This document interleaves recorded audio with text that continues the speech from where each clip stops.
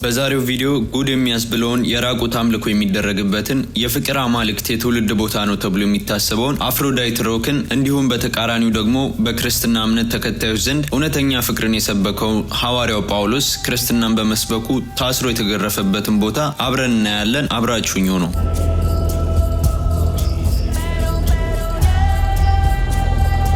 ኦራይት ጋይስ አሁን የሚገኘው ሊማሱል በምትባለው በሳይፕረስ ከተማ ነው። ማለት ከከተማው ወጥቻለሁ። በሃይዌይ ላይ ነው ያለው። ጉዞዬን ወደ ፓሆስ ያደረኩ ነው። ወደ 2 ሰዓት የሚሆን መንገድ ነው የመጣሁት። አሁን ትንሽ ቀረኛል ፓሆስ ለመድረስና የቅዱስ ጳውሎስን ፒላር ለማየት የተወሰኑ መንገዶች ነው የቀሩት። አሁን ለረፍት ቆሜ ነው እዚህ መንገድ ላይ። ሀገሩ በጣም ነው የሚያምረው ጋይስ፣ እግዚአብሔርን በጣም ነው የሚያምረው። እዩት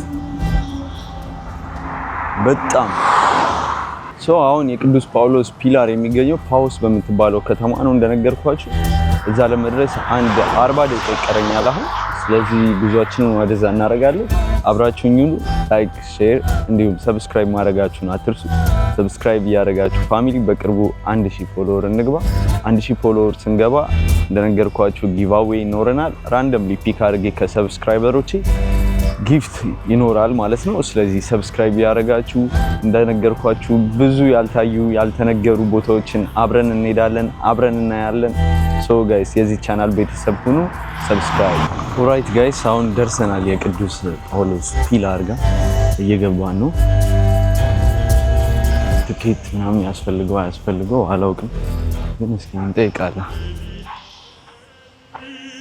ስትገቡ እንደዚህ ነው ያለው።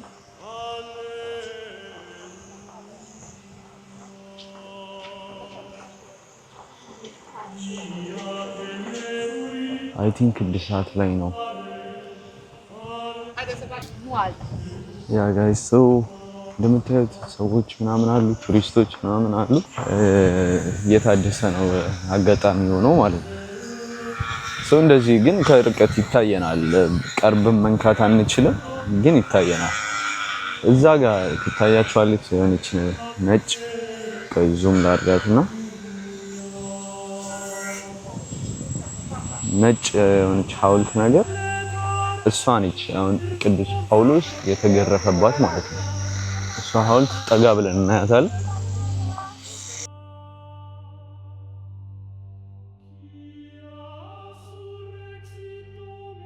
ድምፁ ምናምን አሁን እንደሰማችሁት ሰዎችን እንዳያችኋቸው ኮንስትራክሽን ላይ ናቸው፣ ግንባታ ላይ ናቸውና ወደ ታች ወርደን መንካት አልቻልንም፣ ግን እንዳያችኋት ነው። እቺ ቦታ ነች ሐዋርያው ጳውሎስ እና ቅዱስ ባርናባስ ሆነው ክርስትናን ሊሰብኩ ወደዚች ሀገር ወደ ሳይፕረስ ከመጡ በኋላ በዚች ከተማ በፓሆስ በምትባል ከተማ ላይ በዛ በወቅቱ ሰዓት የሮማን ጊዜ የነበረ ሰው ክርስትናን ሲሰብኩለት አልተቀበላቸውም ነበር እና እንዲሁም እዚች አሁን ያያችኋት ድንጋይ ላይ አስረው ገርፈውታል ማለት ነው፣ ቅዱስ ጳውሎስን ክርስትናን በመስበኩ ማለት ነው። እናም ከዛም በኋላ የሆነው ሐዋርያው ጳውሎስም ታስሮ እንዲገረፍ ከፈረዱበት ባለስልጣናት አንዱን አይኑ ዕውር እንዲሆን እርግማን ረገመው። ሰውየውም አይነ ስውር ይሆናል። ከዛም በኋላ አለቃቸው የነበረው ሰርጀስ ጳውሎስ የተባለ ሰው ሐዋርያው ጳውሎስ በሚሰብከው ክርስትና አመነ ማለት ነው።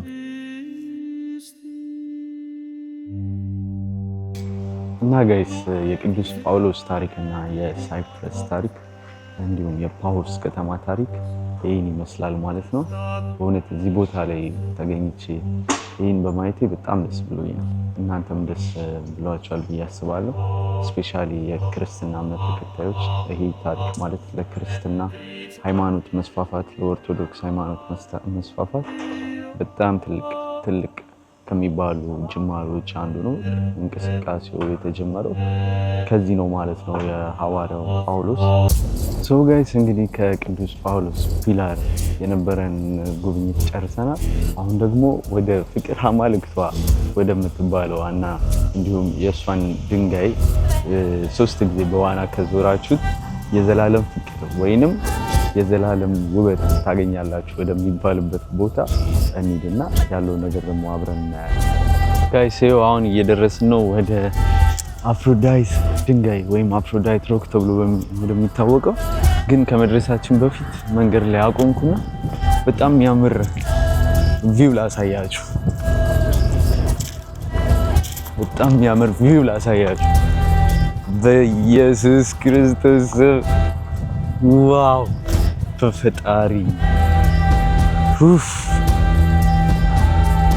በጌታ እያያችሁት ነው። እንዴት አባቱ ነው የሚያምሩ። በጌታ ጋይስ አያምርም? በፈጣሪ በእግዚአብሔር ዋው! ሊቀ መላክ በፈጣሪ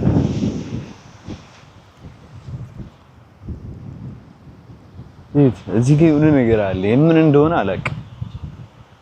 የሆነ የሚያስገባ ወደ ዋሻ ውስጥ ነገር አለ። ምን እንደሆነ አላውቅም። በጣም ነው የሚያምረው ቦታው ጋይስ በኢየሱስ። እና ደግሞ የአፍሮዳይት ድንጋይ ያልኳችሁ ማለት ነው የፍቅር አማልክት ተብላ የምትታሰበው አፍሮዳይት ድንጋይዋ ከዚህ ጋር ይታያል። እዛ ጋር ይታያችኋል። አሁን ጉዟችንን ወደዛ እናደርጋለን ማለት ነው። ይህንን ቪው ላሳያችሁ ብዬ የቆምኩት መንገድ ላይ በጣም ነው የሚያምረው በጌታ።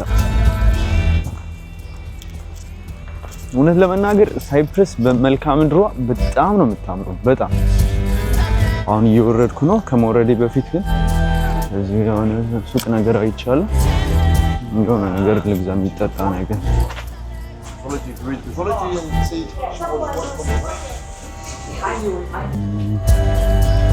ሚሪንዳ ልጠጣ መሰለኝ። ቴንክ ዩ ጋይስ። ሚሪንዳ ይቻላል። 2 ብር ከ50 ቢሮ ነው። 2 ብር ከ50 ነው።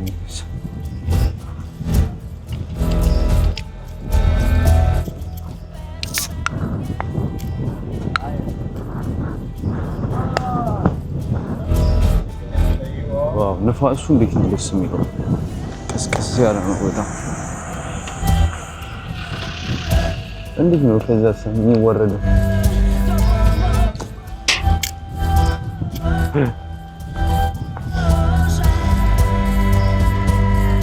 አይ ቲንክ በዚህ ጋር ነው መሰለኝ ተዘሎ የሚካሄደው። እዛ ጋር ነው ያለው ድንጋይ እና የሆነ መሻገሪያ ምናምን የለውም።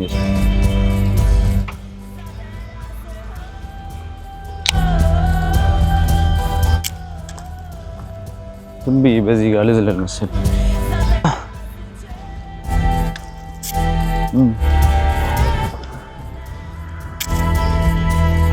አንዴ ልዝለል።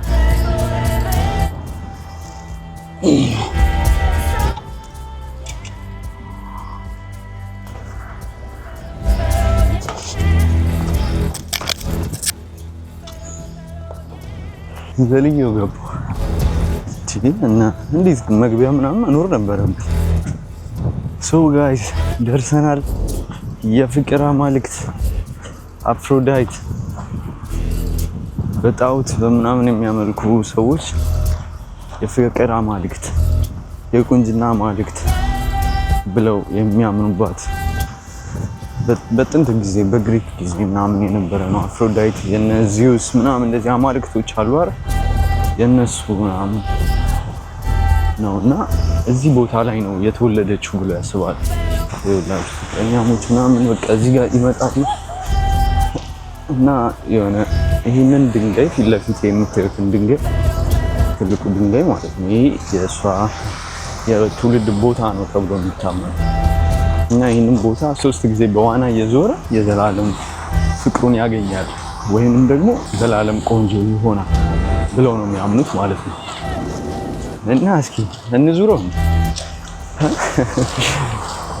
እኔ እንኳን በእንደዚህ አይነት ነገር ስለማላምን ግን ሐዋርያው ጳውሎስ እውነተኛ ፍቅርን በሰበከባት በዚህ ምድር ላይ ደግሞ ሌላ የፍቅር አማልክት ተብላ ደግሞ የምትታወቅ ወይም በአንዳንድ ሰዎች የምትታመን አፍሮዳይት የተባለች አማልክት የተወለደችባት ቦታ ነች። አንድ ምድር የተለያየ አማልክት ይህ ድንጋይ ማለት ነው የምታዩት ከጀርባ የአፍሮዳይት ወይም የፍቅር አማልክት ተብላ የምትታመነው አማልክት አማኞችን እዚህ ቦታ ላይ ነው የተወለደችው ብለው ነው የሚያምኑት ማለት ነው።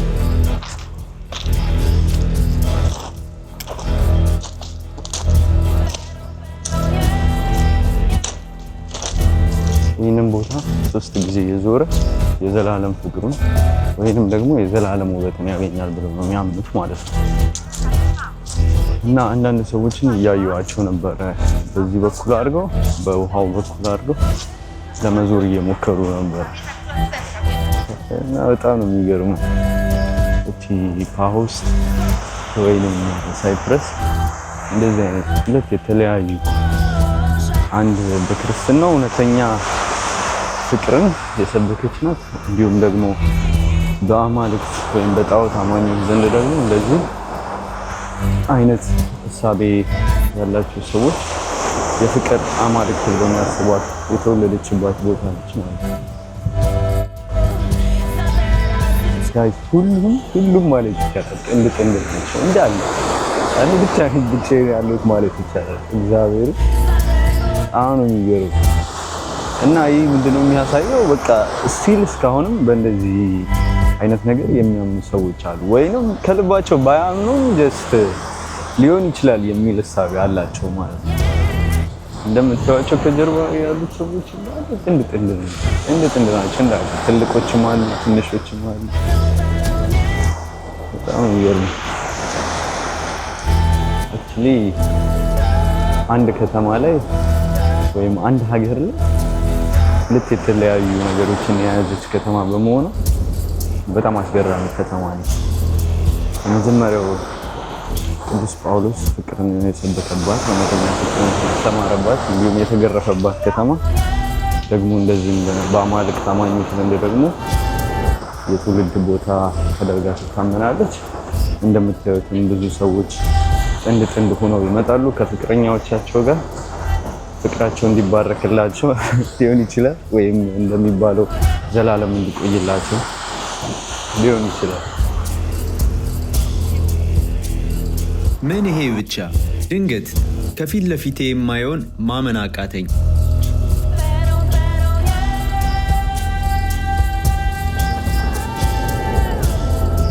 መጀመሪያ ስፖርት ወይም ዮጋ መስሎኝ ነበር። ነገር ግን በቪዲዮ ውስጥ ያላካተትኩትን በጣም ወጣ ያለ እንቅስቃሴ ሳይ ነገሩ ከአምልኮ ጋር የተገናኘ እንጂ ስፖርት ወይም ዮጋ እንዳልሆነ ገባኝ። የዩቲዩብ ሕግ ስለማይፈቅድ ልጅቷ የምታደርገውን ሁሉንም እንቅስቃሴ አላካተትኩላችሁም። በዚህ የፍቅር አማልክት አፍሮዳይት ተወለደችበት ተብሎ በሚታሰብበት ቦታ ላይ እንደዚህ አይነት የራቁት እንቅስቃሴ ሳይ በቦታው እጅግ በጣም ነበር የደነገጥኩት።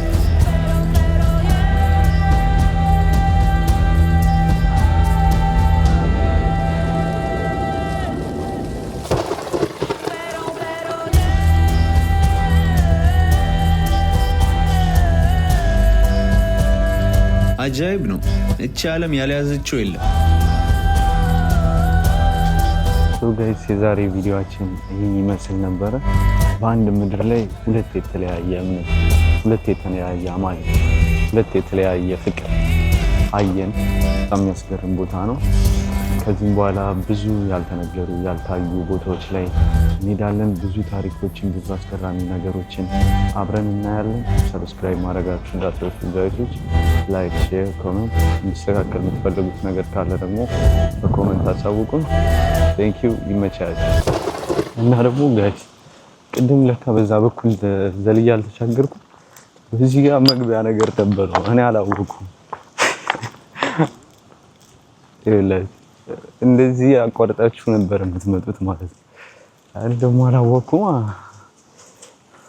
ከዛ እንደዚህ ትወጣላችሁ ማለት ነው። ይሄው ቅድም የገዛሁበት ሱቅ እኔ ሳላቅ መንገድ ዘልዬ ሄድኩ አቋርጬ። ምን ይባላል ያው ስትመጡ እንዳትሳሳቱ፣ እንደኔ መንገድ ዘላችሁ እንዳትሄዱ። መግቢያው በዚህ ጋር ነው።